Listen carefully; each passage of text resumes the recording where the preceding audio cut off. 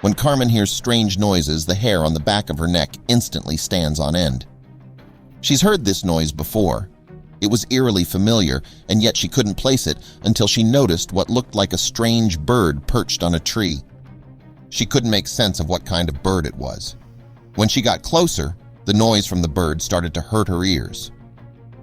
Carmen tried to approach the bird to see what it was, but the pain started to hold her back. She had a feeling she wasn't welcome here, but she decided to ignore the pain and just try to get closer. Then the pain got so intense in her ears that it almost made her collapse. Carmen screamed in pain. Her ears were burning due to the high-pitched sound coming from the bird. This bird did not want Carmen to come closer. Carmen had to know what this was. But at a certain point, the pain in her ears became unbearable. By then, she had already fainted. After a while, Carmen suddenly woke up. She did not hear the sound anymore, but she had an enormous headache. With intense pain, she managed to crawl to a safe distance to regain her strength again. She grabbed her camera to zoom in on the bird again. Then she got to the realization that her camera was broken. Because she had been unconscious for a while, the afternoon passed faster than she had hoped. It was slowly getting dark, and she began to see less. It was no longer a safe situation to stay here. Carmen decided to go home. That night, Carmen could not fall asleep. She kept tossing and turning, but she couldn't let go of the event with the bird. She decided to go to a friend for advice. Carmen had to get someone on her side, and she had to tell her story.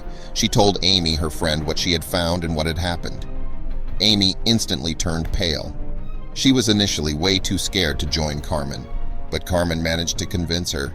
However, Amy wanted to ask some local people about the incident first.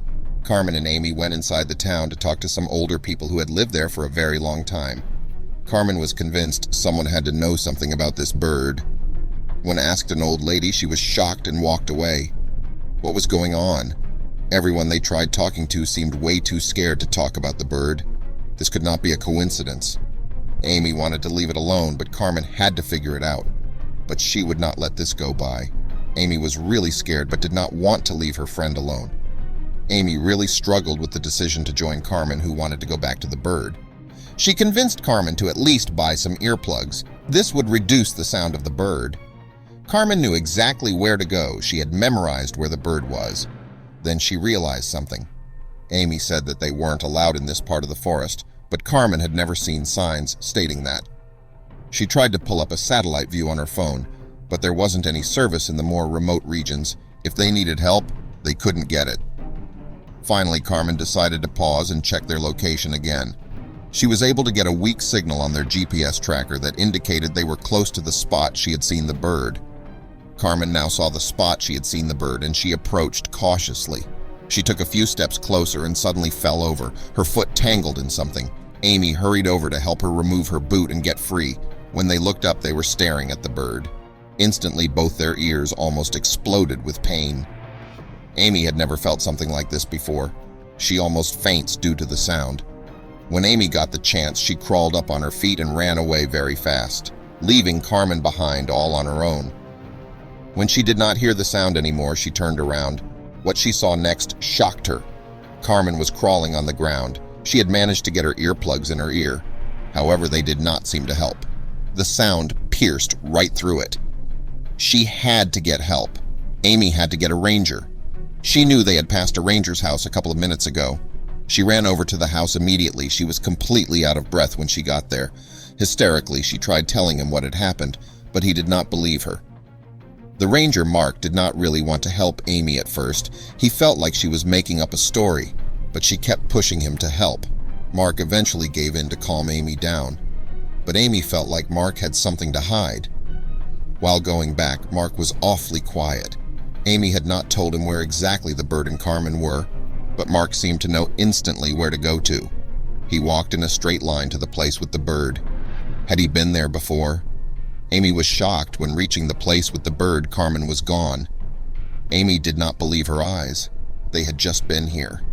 Did she get out safely? Mark told Amy that no one was there and that they should get out of the forest. Amy should not be here. Mark did not even want to look further. Amy realized that the bird was still in the tree. This time when she approached it, it did not make a sound. Was it even a bird? Mark got really angry when Amy moved closer. It was like he did not want Amy to move any closer to the bird. Mark led Amy away from the bird. Amy wanted to call the police, but Mark immediately refused. He told Amy to calm down and that he would help look for her. Amy got a weird feeling about this, but she agreed anyways. She thought it was weird that Mark did not want to get the police involved. She decided to play his game and follow him. Amy noticed that there was a series of wires that seemed to go around the perimeter of the bird. They were about shin height and looked like they were designed to make people trip. The tripwire seemed to lead around the area where the bird sat in the tree. Amy thought this was really strange. Mark seemed to easily navigate around the tripwire. This made him even more suspicious. Then Amy saw what it was. It was a camera attached to the tree. Amy felt even more unsafe. This couldn't be good. When confronting Mark, he did not seem impressed. He acknowledged that the camera was there. He said that there were more cameras in the forest and that this wasn't anything out of the ordinary. Then Amy heard footsteps. Amy then heard something in the distance and she felt her heart stop for a moment. Who was approaching them? Then she decided to just walk towards the bird to see what would happen. Instantly, when moving towards the bird, Mark lunged at Amy. He tried keeping her from the bird. Now she definitely knew that Mark could not be trusted. Immediately, she tried shaking Mark. She kicked him to get loose and decided to make a run for it. She had to warn the police. Without any hesitation, Amy made a run for it. She couldn't risk getting caught by Mark or someone else that was approaching them. When she did not stop running, she heard dogs barking. Suddenly, Amy tripped over a branch.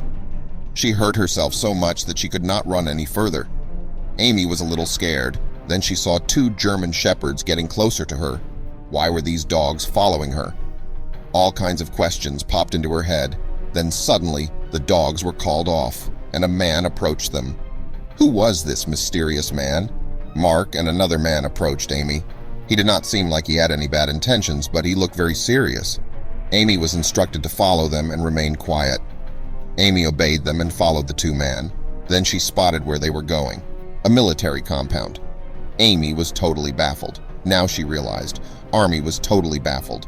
Now she realized as well that Alex was in full uniform. He had to be military. What had she done? Was this connected to the strange bird? Amy decided to keep quiet as she soon would find out. When she entered the military compound, she saw Carmen. Carmen was being treated by a nurse, as she was hurt pretty badly. Amy was extremely happy to see Carmen, and likewise was Carmen, but now Amy demanded answers. Alex started explaining to Amy what had happened. Amy and Carmen had breached military ground. They had ignored earlier signs in the forest to turn back. The bird they had seen was a new security system to incapacitate the enemy with sound. Amy realized what they had done. She wasn't aware they were on military ground. She apologized immediately to Alex. Alex seemed frustrated a little because the system could have been compromised. They got a warning and something else. Carmen and Amy were both treated for their injuries. They also had to sign a contract to never speak about this incident to anyone. They now realized their mistake. But they told the military to better secure their secret military site, as they were fortunately released. Thanks for watching. If you liked the video, please hit the like button. If you want to see more videos, hit the subscribe button, and if you have something to say, please leave a comment.